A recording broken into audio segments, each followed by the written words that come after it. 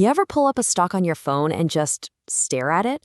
It feels like you're trying to crack a secret code with all those numbers and percentages. Well, let's break this thing down, because once you know what you're looking for, it's not a code at all. It's actually a story, right?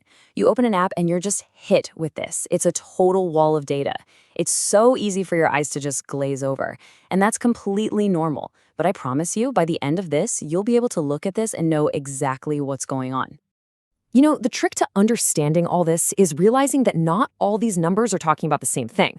They're actually grouped together to tell two totally different narratives about the very same company. And which story you choose to listen to, well, that really depends on your goal. See, on one side, you have the story of today. That's the fast-paced, what's happening right now action. That's the world of a trader. And on the other side, you've got the story of the decade. The slow, steady narrative about the company's real health and its long-term value. That's an investor's turf. So let's break down that first one. Okay, so let's put on our trader hat for a minute. If you're thinking like a trader, you are all about the immediate future. We're talking hours, maybe a couple of days at most. You're trying to catch those short-term price swings, and honestly, only a few numbers on this whole screen are going to matter to you.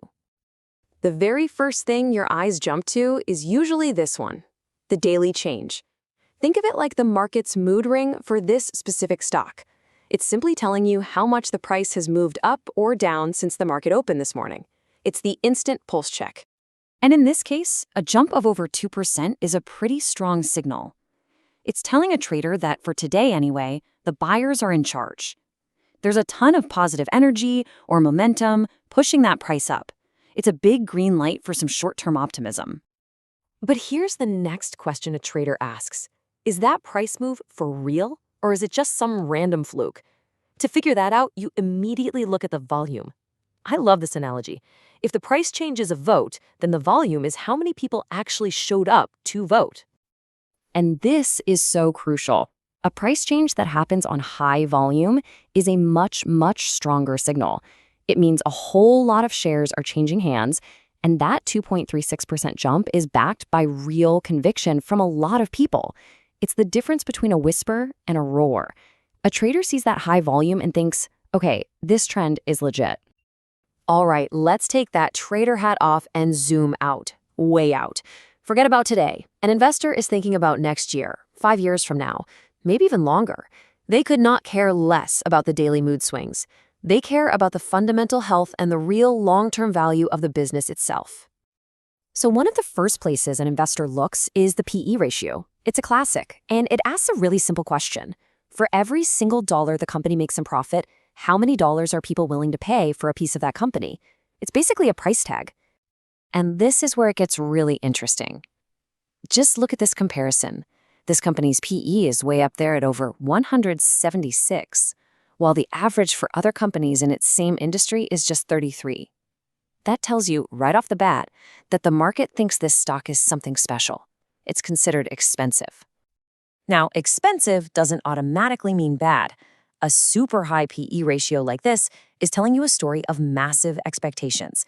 It means investors are willing to pay that premium price today because they're betting the company's profits are going to explode in the future. It's a huge vote of confidence. Okay, but what about risk? An investor always wants to check under the hood. The debt-to-equity ratio is perfect for this. It just measures how much the company is relying on borrowed money versus its own cash to run the business. Are they being careful, or are they taking on a lot of debt? A number like 0.57 is actually pretty telling. As a general rule of thumb, any ratio below 1.0 is seen as pretty healthy.